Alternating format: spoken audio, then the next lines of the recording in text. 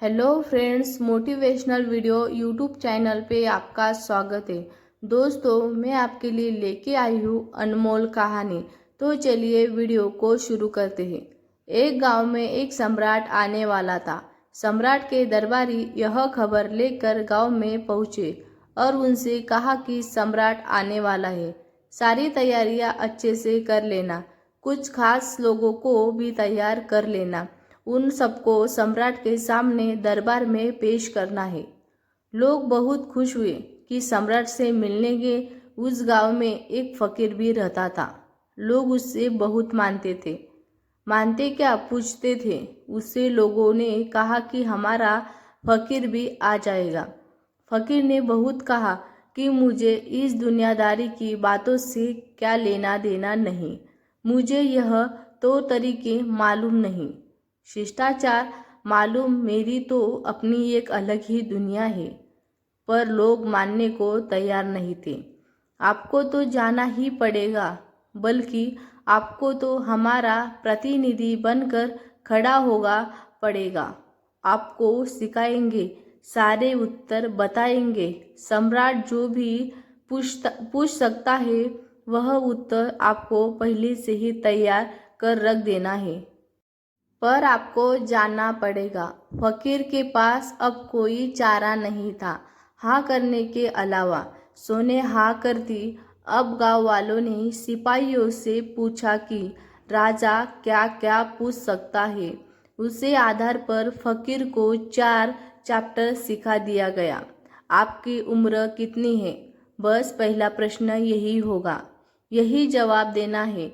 फिर सम्राट पूछेंगे कि कितने साल से साधना कर रहे हो। फकीर ने कहा 30 साल से। बस यही तो बोलना है। ऐसे ही 4-6 उत्तर और पढ़ा दिए गए और उसे बार बार यही समझाया गया कि कोई गड़बड़ मत करना, जैसा बताया गया बस वैसा ही करना। हफ्ते दिन भर सम्राट गांव में आए। फकीर उनका प्रतिनिधि था। तो सबसे पहले सम्राट ने उसी से पूछा, कितने बरस हो गए हैं आपको। फकीर हुए, जी 60 बरस। फकीर ने उत्तर दिया, क्योंकि पहले प्रश्न का उत्तर तो पहले से ही तय था। सम्राट में से ध्यान से देखा और कहा, 60 बरस से, तब तो आपकी उम्र काफ़ी हो गई होगी। इतनी उम्र है आपकी। फकीर ने कहा 30 बरस।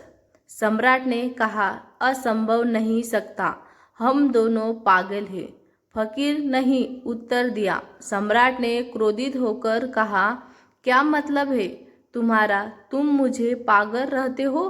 फकीर ने कहा, निश्चित रूप से, क्योंकि आप गलत सवाल पूछ रहे हैं, क्योंकि सारे उत्तर पहले से ही तैयार है और गांव वालों ने सिखा कर रखा है कि कुछ गड़बड़ मत करना।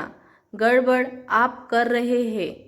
प्रश्न पूछने में पागल इसीलिए हूँ क्योंकि मैं गलत जवाब दे रहा हूँ।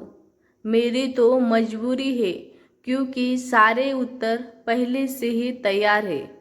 पर राजन, आपकी क्या मजबूरी है। दोस्तों, जीवन में ऐसा ही होता है।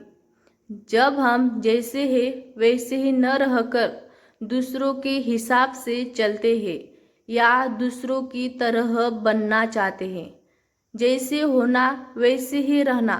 किसी को देखकर, किसी के दबाव में आकर बदलने की कोशिश मत करना, क्योंकि हर किसी का अपना एक मूल स्वभाव होता है। इसीलिए तो कहते हैं कि अपने आप की खोज करो, स्वयं को पहचानो। उसे साधु को तो पता था कि मैं क्या हूँ, पर जब समाज ने अपने स्वार्थ के लिए उसे बदलना चाहा, तो देखो अंत कैसा हुआ। अपनी पसंद, अपनी नापसंद को पहचानो। आप कहाँ सहज है, कहाँ आशाएं है, उसे पहचानो। अपने शौक क्या है वह पहचानो। कोई मिलकर अपने अंदर की यात्रा करो। अपने भीतर उतरे किसी और को देखकर उसके जैसे बनने का प्रयास कभी मत करो। वह 2-4 दिन का खेल होगा। आखिर में आपको उससे सुख मिलेगा, ना संतुष्ट मिलेगा। याद रखना कि जीवन में सभी की परीक्षाएं होती है और सभी के अपने अपने प्रश्न पत्र, आपके प्रश्नों के सारे उत्तर आपके ही भीतर मौजूद है। पर गड़बड़ पत्रिका होती है जब हम दूसरों के उत्तर की नकल करते हैं। तो फिर सही उत्तर के लिए उत्तर जाओ, अपने भीतर और अपने प्रश्नों के उत्तर खुद तैयार करो। फिर मिलेंगे दोस्तों अगली कहानी में। साथ तब तक के लिए अपना ख्याल रखना और हमेशा मुस्कुराते रहना। दोस्तों मैं आशा करती हूँ कि यह वीडियो आपको पसंद आया होगा। वीडियो अच्छा लगे तो लाइक करें, ज़्यादा से ज़्यादा लोगों तक शेयर करें, हमारे चैनल को सब्सक्राइब करें। धन्यवाद।